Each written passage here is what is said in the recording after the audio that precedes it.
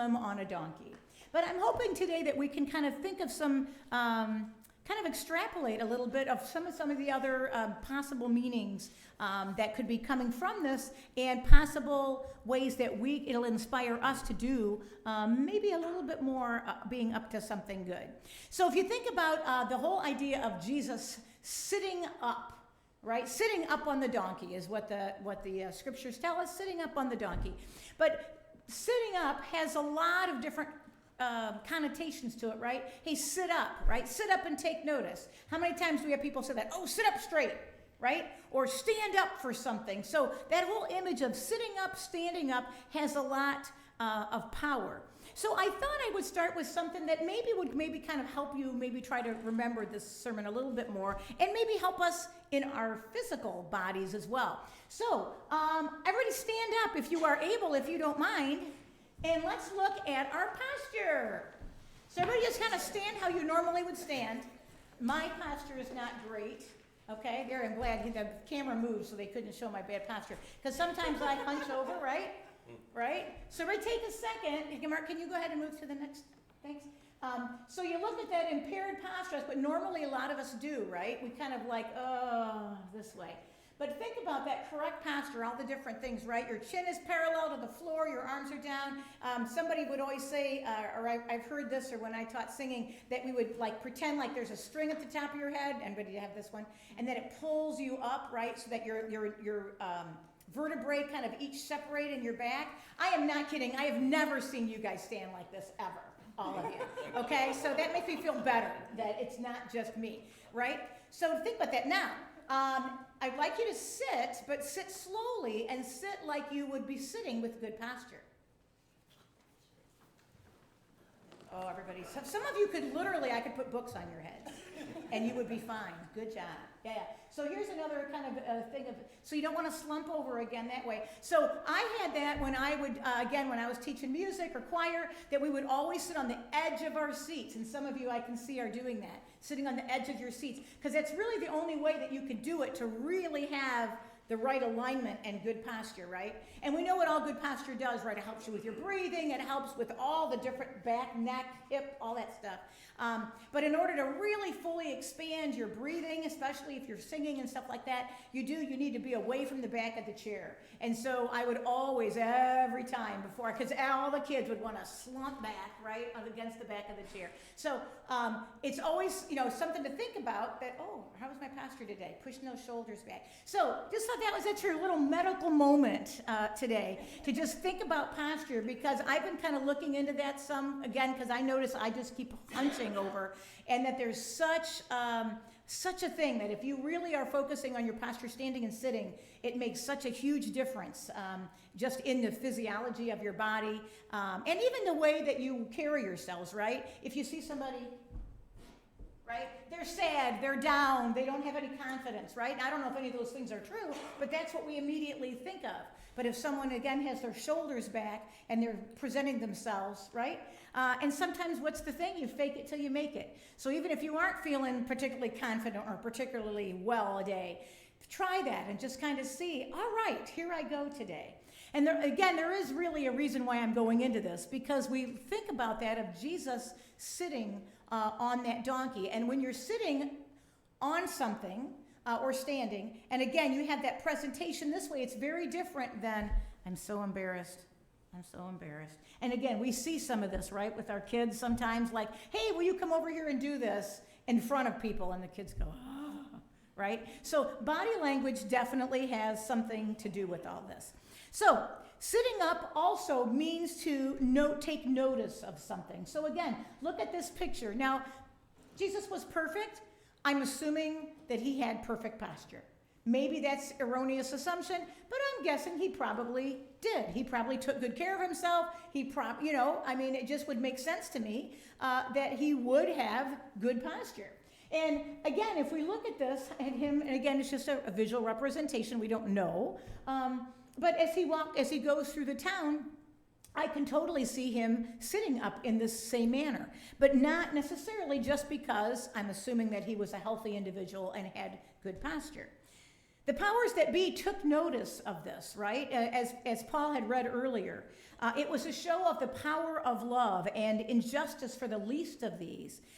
It was a complete opposite of showing the military might. And I know I talk about that probably every single Palm Sunday. And I mentioned it to the kids yesterday in our Bible time, too, as we were starting on Palm Sunday. That, again, the people would be expecting a huge white horse, probably, or at least a huge war horse, right, with maybe a Jesus on it with armor and probably a sword, right? I mean, that's what they were used to, was this imagery of a warrior that was going to come and save us. And that's not a warrior, but yet he is, and so much more. But he wasn't the type of warrior that the people were expecting.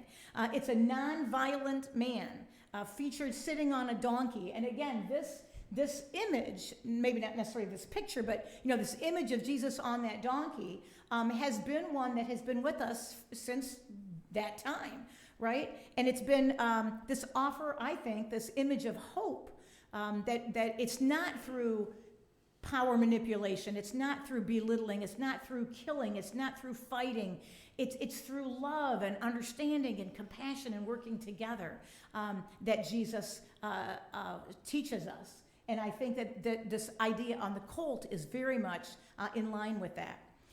New Testament scholar Marcus Borg points this out. He said a very important thing about the Palm Sunday procession. He says its entrance would have been made the same day or earlier than that of Pontius Pilate, that he had entered, who made trips to Jerusalem during the high and holy days in the Jewish calendar from his ocean palace in Caesarea Philippi. Now, again, it's assumed that Pilate didn't do these things. He didn't come to these settlements to Jerusalem out of respect for their traditions.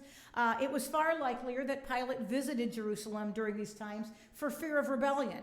So he would come into this town and show everybody, yep, you are some of my people too. Yes, you're sort of prized, although they weren't, right? To just kind of keep the status quo going. So for Jesus to ride this donkey into this palm-waving crowd, presuming that maybe they had been waving palms also for the leader of their entire country, right, Caesar, or Pilate, I should say, that still you would think that maybe they would have been waving those same palm branches. But again, think about this juxtaposition of power and where power comes from and how we get power, of assuming, again, how Pilate would have entered with his entourage probably, and I would assume bodyguards to make sure that nothing happened to him and all that. And then Jesus on a donkey riding into town. I think this would have been a dangerous, perhaps, effect. Because again, people would have figured out, oh, maybe this is what we should be doing instead of following this. And so think about it. We know that the leaders, the powers that be in Jerusalem, were not thrilled with this. We know this, the Pharisees, the Sadducees. We know that the Roman imperial power was not happy with Jesus, A, even being there, B, that there were so many people so happy to say Hosanna to Jesus. But then when they see Jesus then making fun of their political power, making fun of all the mighty power of Rome and all of that, you can see that this would be kind of setting Jesus up for trouble ahead. And obviously Jesus was well aware of that. Upon sitting up, noticing, let's say that the Pharisees, these Roman soldiers, everybody, would sit up and take notice, what would they have seen? And again, I think if we sit up and take notice of Jesus' participation in this procession, again, I think it's a very clear message that there are more and even greater powers than the military ones that put on display. Jesus demonstrates that a weaponless, colt-riding rabbi surrounded by palm-waving people had more power than Pilate and Herod and all the priests who clung to the power in Jerusalem at that time.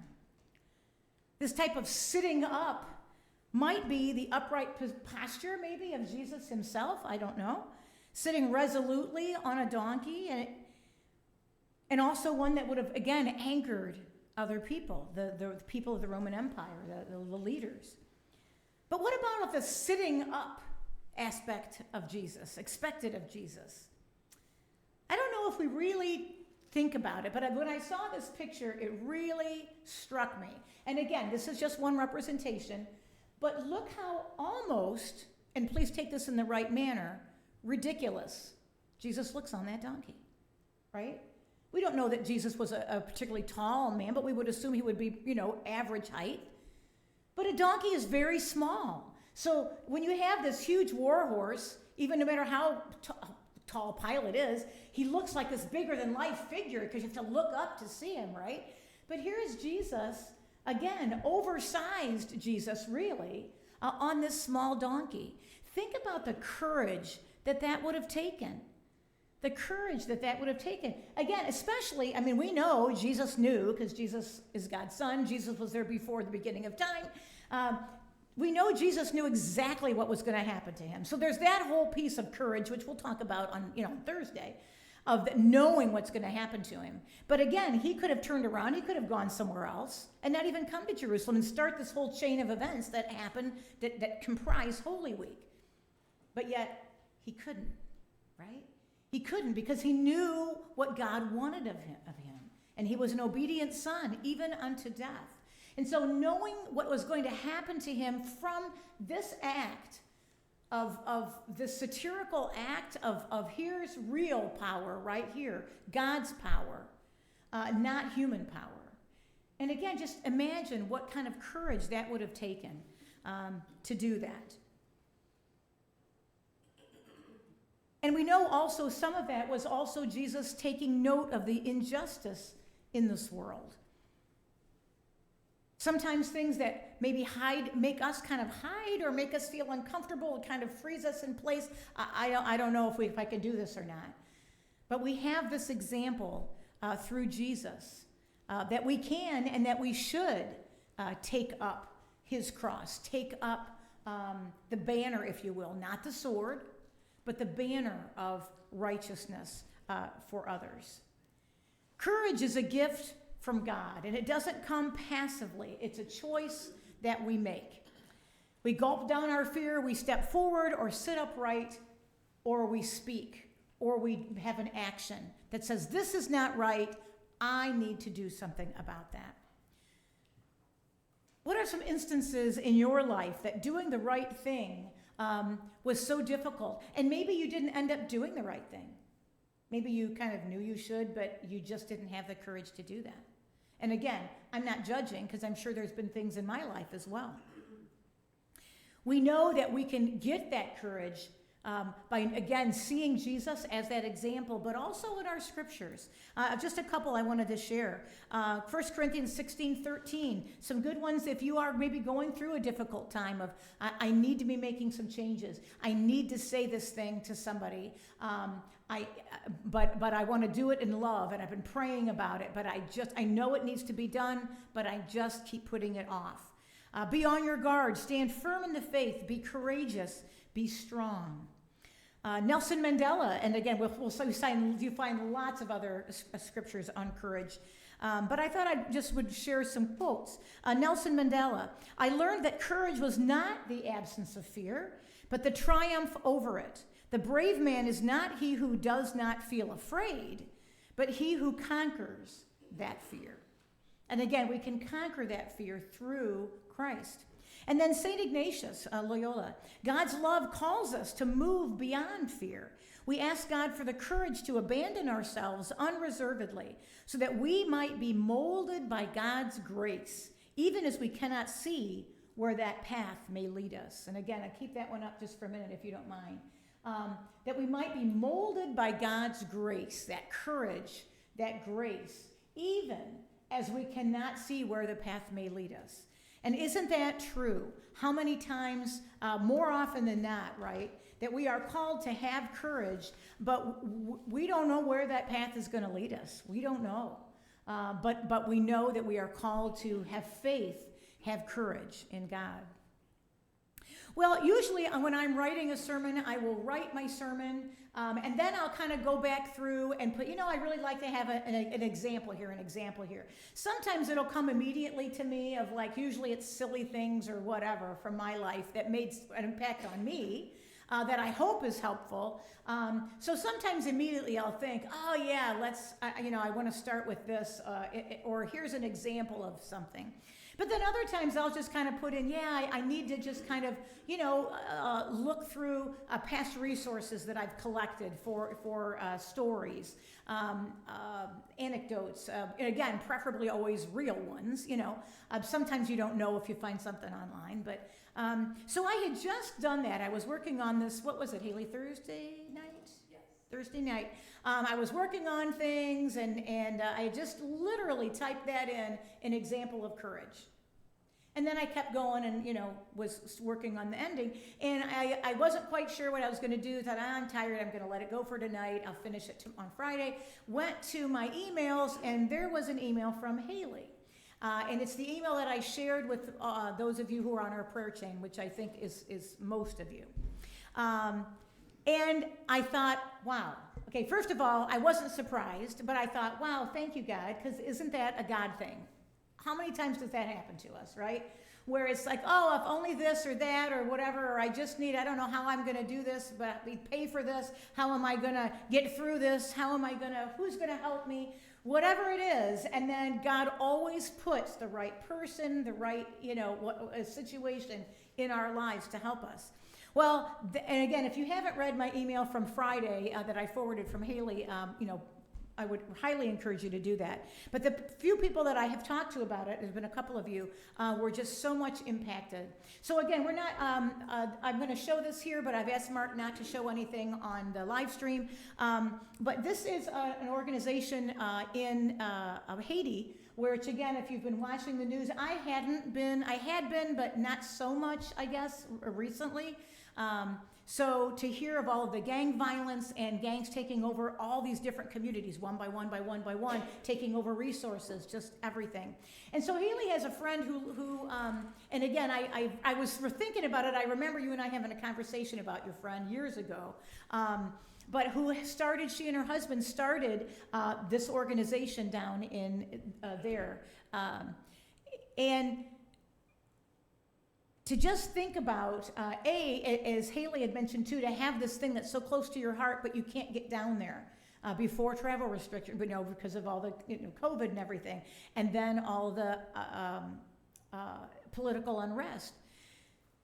So to think about all the other people out there in the world that are hurting that we just don't know about, right? This has been, she's asking for prayers. The stores, businesses, banks are all closed. There's nothing coming in anymore with the gangs controlling the ports and the airport. The people of Port-au-Prince will be starving and probably already are in huge rations because back, a couple days ago was when this was emailed to us. She does have a team working down there, and again, maybe Haley, sometime you can talk about it, or you Sunday or something if you have more things to share. Says security is beyond fragile right now as the gangs make a heavy push to take control of as many communities as possible to exhibit their strength and intimidation. Right now, she's asked for God's protection and miracles, as this is the only path forward. There's 1,700 children in these schools. I think there's four school campuses. There's 4 healthcare. They did just get a doctor back. They hadn't had a doctor for a long time. 300 people that come there, and then their farm helps provide food for. They have 10 acres. So just all of these different things that if you think about the number of people that are impacted, I think she put like 3,000 or something like that. So then the next day, Haley received another email, and again, just being very careful to not make any red flags to someone who might be not wanting these ministries to occur. And then these pictures were there. And again, I'm asking Mark not to show them. But again, if you look at the faces And again, maybe it's kind of hard to see, but, the last picture was like, oh, website stuff, like, oh, look at all the good things they're doing, and they are. But if you can look at just the devastation and the fear and the hopelessness, truly, maybe, on some of these children's especially faces to see. I was talking to somebody yesterday about this because they would mention it to me. Wow, that email you sent, what can we do? And I said, I'm going to talk to Haley today. I wasn't sure, Haley, what your schedule was today. I want to talk to Haley and see if she can talk to her friend. What can we do? And we both said, and this person said it too, isn't it just though, I don't know whether heartbreaking maybe, I guess is the word, but that we go from one thing to the next. That there's always something, right, that needs our attention, that needs our prayers. And we look at, think of Ukraine. When Ukraine first happened, right, oh, we have flags, and we got to support these people, and and all those different things, and then the next thing happens, right? Okay, these horrible situations in Gaza. So we have all these different things, and then, something like Haiti. So we both said it's human nature, I think, to go, I can only care for so many things, right? Otherwise I just feel completely, right? I mean, isn't that what we kind of feel? Even though we are not directly there experiencing this kind of fear day to day, it still takes a toll on us of, oh my gosh, all these people in need. How much resources do we have? How much money do we have? How much prayer time do I have to pray for all these, people? So it can be very, very overwhelming. And it can be easy to go, okay, wow, let me focus on this next thing. And we see it all the time, right? With governments and with private monies and all that. And again, I understand it. It makes sense that we move on to the next crisis. But we always have to remember, though, those other people that still are in need of our prayers and is still in need of help. So I could not think of a more timely and humbling, I guess, to me, thing than sharing what these people are doing down there. And again, I don't want to say the name on purpose, but what they are doing down there. And again, if you are like me and like the people I've been talking to this couple days, we will, talk to Haley, we'll see. And again, you can't get resources in, right? I mean, so right now it's prayer, prayer, prayer, prayer. But just to be able to do that, to stand up in front of, the leader had been standing up in front and sharing, I don't know who's going to help you. Here's what's happening, and here's what we need to do. Trust God. And again, so just for the leadership there to be so strong in faith and to lead these people and these children from this time. And again, we know this is just one area or one group. We know that there are people all over the island that are in need. So how do we do that? Again, we just continue. We just continue keeping on. We try not to let ourselves be the focus of things. We try not to let ourselves be, oh, poor me. And then we stop and go, well, this is sad that I have this or that or whatever. We don't negate the negatives, the pain in our lives, stuff like that. But then we also, though, I think, sometimes need to pull ourselves out of that if we can and say, okay, but Lord, thank you that I do have a safe place to sleep tonight, that I have water to drink, I have food for my family. And then again, thinking about keeping these people in prayer in these situations, keeping our minds and our awareness out there of, wait a minute, all of a sudden something happened that we can get supplies there. Or, oh, this other thing happened in whatever it is, that we can do something. We know again that Jesus, if he sat up boldly, right? He sat up boldly and rode through town, knowing that there was going to be problems ahead, knowing. And sometimes we take the easy route, don't we? Well, we don't want to make anybody mad. We don't want to, mess up the status quo. But that wasn't Jesus. And again, he wasn't doing it for power, his own power. He wasn't doing it just to shake things up, right? I mean, think of all the things that when we think of people who shake things up, a lot of times it's not for the common good. So we need to think about that we make sure that we're doing things for the right reasons. But when we see injustices, that we need to stop and take a stand for that. So will you sit up this week in particular, every week, every day of our lives, but especially this week as we are going into Holy Week, to think about the ways that we can honor Jesus and his intent. And again, I don't pretend to know what Jesus' mind was of his intent, but we can still be praying about that. What was the intent of this? To show, again, that even though I'm on a cult, that I am not going to be one to bring, that we're going to kill everybody who doesn't believe or belittle everybody that doesn't believe in me. No, I'm going to show love and compassion and grace to every single person, and that's how we get people to feel the love of Christ. Will you pray with me? Good and gracious God, again, we thank you for this time. We thank you, Lord, for your examples in our scriptures in so many different ways, but we think especially on this Palm Sunday processional. So be with us, Lord, as we wrestle with all the implications of this. Don't let us just see it through the eyes of a child of, oh, the people were so happy, and then later they turn, and that certainly is part of the story. But yet we know that Jesus did this very deliberately. And the way that he did, I mean, all things that Jesus did very deliberately to show us and to teach us. So help us, God, again, to be able to take the lessons, to sit up and notice the lessons that we can learn from Jesus' life. We pray this in the name of Christ. Amen.